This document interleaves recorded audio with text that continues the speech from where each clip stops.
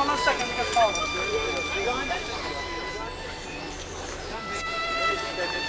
All right. Just again against the wall. More on this side. A bit more on the other side, sorry, right, okay. Sorry, Ben, can we move you down a small bit there? We're a bit top heavy at the other end. Just go down. All right. Ready? Where are you? Get in there. We'll see you when. Okay. As I was saying before. Back in this way, so. Right. Okay. Right. Okay. That's it. Good. Good. Thank you. Thank you. Well done.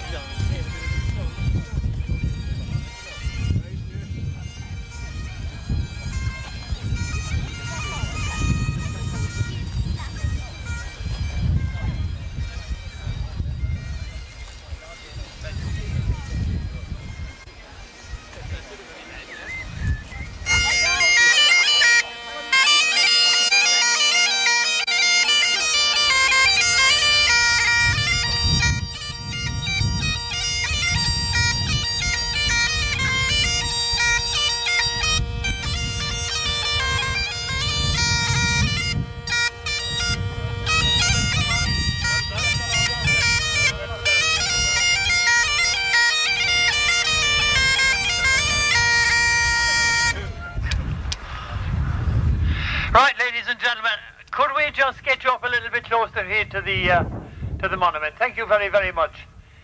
This way you're getting near to the refreshment tent as well.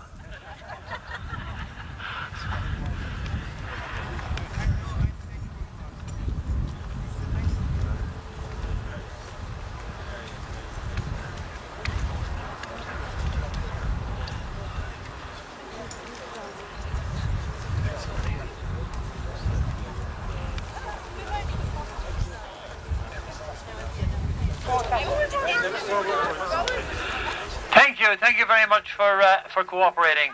Madam Chairperson, Listowel Urban District Council, Mr. Minister, distinguished guests, ladies and gentlemen and visitors to Listowel, you're very welcome to the Garden of Europe. And I'd like to call upon first speaker, the President of the Listowel Rotary Club, to say a few words to you, our President, Mr. Gerald Leahy.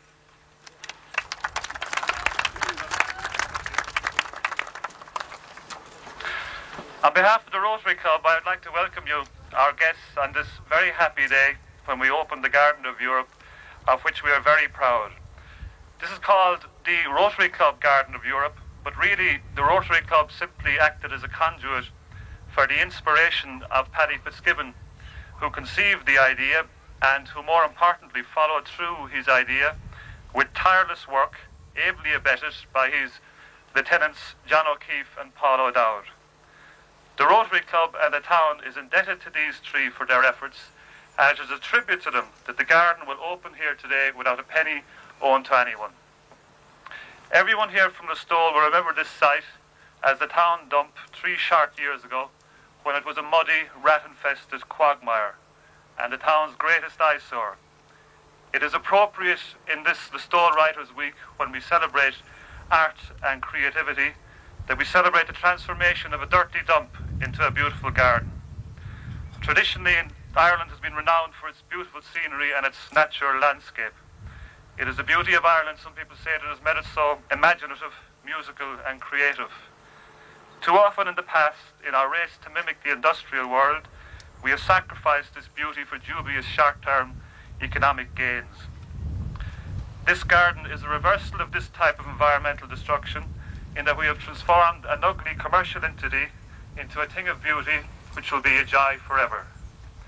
We need only look 50 yards further down from the garden to the river field for the town's next possible project. This was once the finest salmon fishing river in Europe, but this season not one salmon has been caught in the field in 2 months' fishing.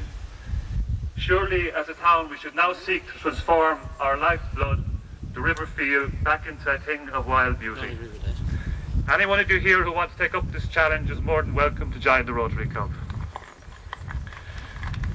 It is also appropriate that we open this garden, which is dedicated to peace and reconciliation throughout Europe, in the month of the 50th anniversary of the end of the Second World War. It is almost to the day the 50th anniversary of the exposure of the horrors of the Holocaust, and we have in our garden our own stark reminder of this terrible tragedy in the history of humanity. We welcome our Jewish friends here today, and we sympathize with them on their loss.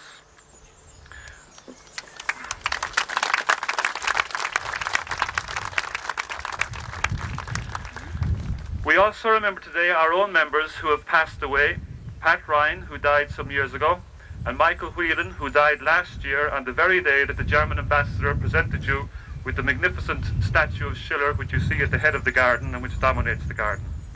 I'm sure that both of their spirits are here with us today.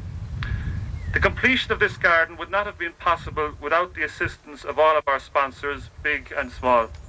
All of the major sponsors are listed in your handout, with the exception of the County Enterprise Board, who escaped the printer's notice.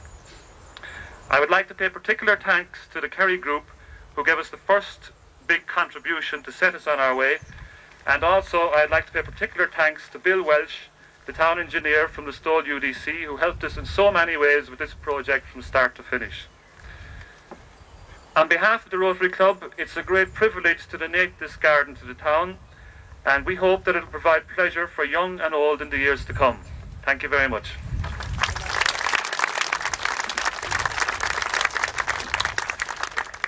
If there is anybody here who does not have a catalogue, we still have plenty, and it'll be a memento for years to come. I'd now like to call upon the Chairperson of Listowel Urban District Council, Miss Marie O'Gorman.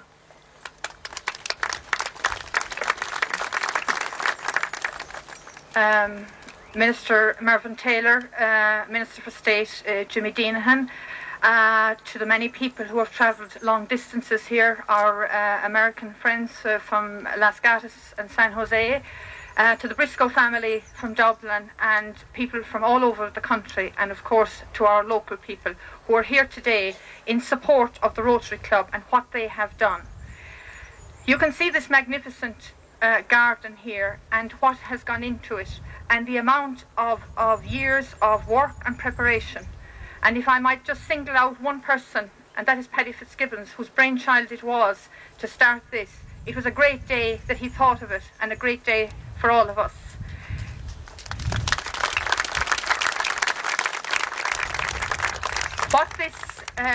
What this garden is about, it's about another thing as well. It's about working together, where you have local authority working with community groups.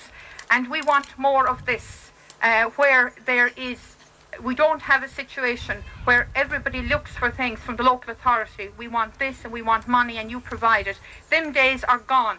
And the days we have now is where you have community groups coming forward and saying, we have ideas and we want to work together. And that is what we want to do for the future. And the Rotary Club are the best example of what we have in this town. But of course, anything we do in Listowel, we're proud of it anyway. And we are proud of the Rotary Club, and we're proud of what they have done for us and putting us on the map.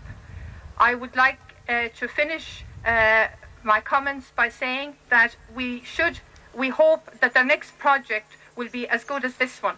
And any other community groups, we are there willing to meet you and with your ideas, and we want to progress in that direction of working together as a local authority with your community groups.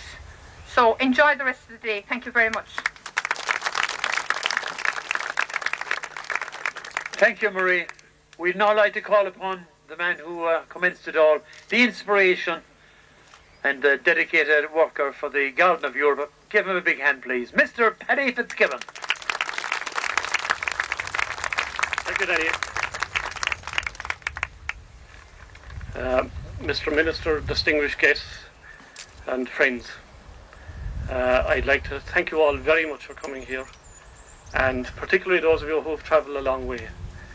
Perhaps I might begin by telling those of you who are not from Listowel that our little garden is located at the mouth of a river valley which runs eastwards for about 4 miles in that direction.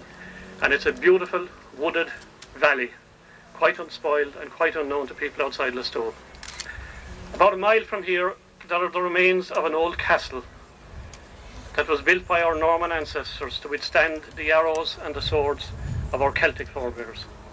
Happily nowadays, it rarely witnesses anything more violent than the occasional nocturnal reflection of a poacher's gaff in the moonlight. Near the castle, there is a small waterfall, and beside that waterfall, there is a cliff which is covered by wild rhododendrons, and which at this time of the year presents a spectacle of blossom that is so magnificent you would readily be forgiven if in your imagination for a moment you fancy that you were not in Listowel, but rather in some more exotic land where the jacaranda and the frangipani grow.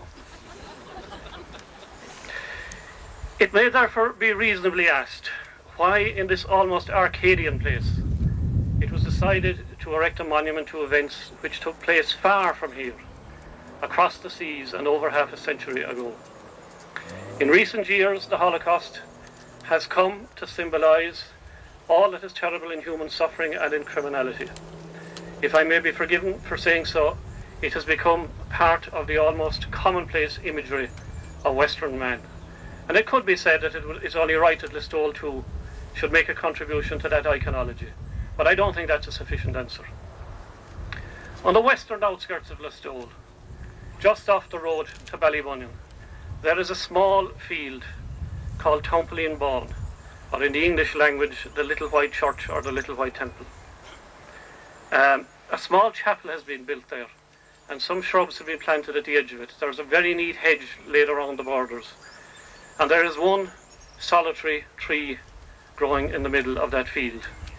And in that field are buried hundreds of people who died during the Great Famine, the relations of many of us here today and perhaps the ancestors of some of us. And accordingly, it is a holy place, but it is also a frightening place, because the name of not one single person is recorded in that field. And there is no mention of the Paddy O'Connors or the Johnny Mulvihills or the Mary Ellen McKelligotts who lie buried there. It is as if history had added to the obscenity of death the insult of anonymity, and that is not acceptable. The great South American poet Pablo Neruda once wrote that we are all of us dust under sand, we are all of us rain beneath rain. But he was wrong. And he was wrong because every Paddy and every Johnny and every Mary Ellen and every Solomon and every Rebecca is of infinite value. And in that sense, our monument is a sort of protest against the hideous namelessness of the oppressed. The whole world was moved by the story of Anne Frank, and rightly so. We immediately identify with the story of a young prisoner who sees sunlight reflected on the insignia of an SS officer and suddenly thinks of an unexpected flash of light and running water in another place in happier times. Our hearts are torn when we read about a mother walking to the crematorium at Auschwitz who cannot bring herself to give the child by her side one last sidelong glance of reassurance. But we can calmly and without difficulty read about the murder of 10,000 people every day. Our generation and a generation or two after us will be the last that will have the privilege of saying that we met and shook the hands of survivors of the Holocaust. And we are very honoured that one of those survivors has come here to Listowel today.